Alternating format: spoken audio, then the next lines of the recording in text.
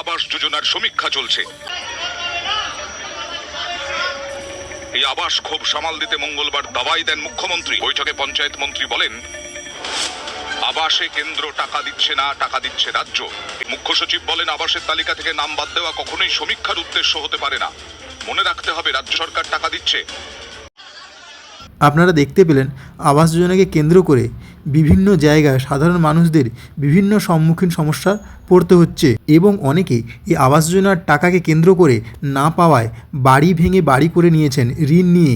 যারা ঋণ নিয়ে বাড়ি করেছেন তাদের আবাস যোজনার নাম থাকলে তারা আবাস যোজনার টাকা পাবেন কি পাবেন না সম্পূর্ণ এই ভিডিওটিতে আলোচনা করা হবে। তো চলুন ভিডিওটি শুরু করা যাক। তো হেডলাইনটা দেখতে পাচ্ছেন, বিবেচনা করা হবে ঋণ তৈরির বাড়িও।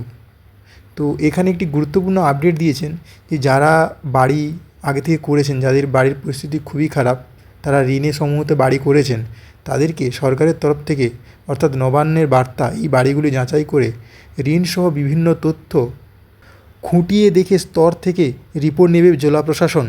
সব রিপোর্ট একত্র করে তা খতিয়ে দেখে জেলা থেকে তালিকা তৈরি করে পঞ্চায়েতের দপ্তরে পাঠাতে হবে এবং বাংলা আবাস প্রকল্পের তালিকা তৈরির ক্ষেত্রে মানবিক সহায়তা বার্তা দিয়েছেন মুখ্যমন্ত্রী মমতা বন্দ্যোপাধ্যায়। তারপরেই বাদ পড়া নাম ফের যাচাই সহ কিছু নির্দেশ দেওয়া হয়েছে। এবার নির্দেশ দেওয়া হলো 2022 সালে প্রধানমন্ত্রী আবাস যোজনা গ্রামীণ তালিকায় নাম থাকা উপভোক্তারা যদি কোনো সংস্থা থেকে ঋণ নিয়ে পাকা বাড়ি করেও ফেলেন, তাও তাদের নাম তালিকায় রাখার বিষয়টি বিবেচনা করে দেখা হোক। তো দেখতেই পাচ্ছেন এখানে 2022 সালে প্রধানমন্ত্রী আবাস যোজনায় যে নাম তালিকা রয়েছে উপভোক্তাদের ঋণ নিয়ে তারা পাকা বাড়ি করেছেন, তাদেরও এই তালিকায় নাম থাকলে তাদেরও বিবেচনা করে দেখা হবে।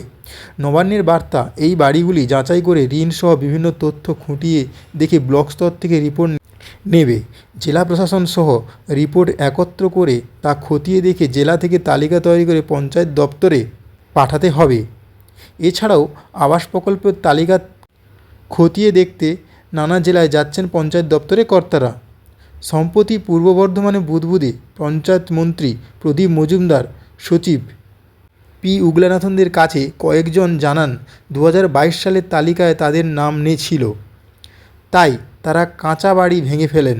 উপভোক্তাদের একাংশের দাবি, বাড়ি তৈরির জন্য 1,20,000 টাকার অনুদান মিলবে ধরেই নিয়েছিলেন তারা, কিন্তু কেন্দ্র থেকে টাকা না আসায় কেউ ত্রিপলের ছাউনিতে, কেউ আবার আত্মীয়দের বাড়িতে আশ্রয় নেন। শেষে অনুদান মিলবে না ধরেই নিয়ে চড়া সুদে ঋণ নিয়ে মাথা গোঁজার ঠাঁই তৈরি করতে বাধ্য হন। এই ধরনের বেশিরভাগ উপভোক্তারই এবার আবাসের সমীক্ষায় অযোগ্য বলে বিবেচনা হয়েছেন। কিন্তু বৃহস্পতিবার নবান্ন থেকে ফের জেলা প্রশাসককে বিষয়টি খতিয়ে দেখার বার্তা দেওয়া হয়। তাতে জেলা প্রশাসককে জানানো হয়েছে, যারা কোনো সংস্থা থেকে ঋণ নিয়ে বা নিজের টাকায় নতুন বাড়ি তৈরি করেছেন তাদের তালিকা তৈরি করতে হবে। দরিদ্র উপভোক্তাদের ক্ষোভ সামলাতে বাড়িগুলি খতিয়ে দেখে ভিডিওর ছবি ও রিপোর্ট তৈরি করে জেলায় পাঠাবেন। এছাড়াও পঞ্চায়েতের এক শীর্ষকর্তার দাবি, অগ্রাধিকার তালিকা থেকে যে সব উপভোক্তার বাড়ি তৈরি করেছেন তাদের বার্তার অবস্থা কীভাবে করলেন তা বিশদ নথি, আবাস যোজনার নিয়ম মেনে বাড়ি তৈরি করেছেন কিনা সে সব রিপোর্টও দিতে হবে বলেছেন।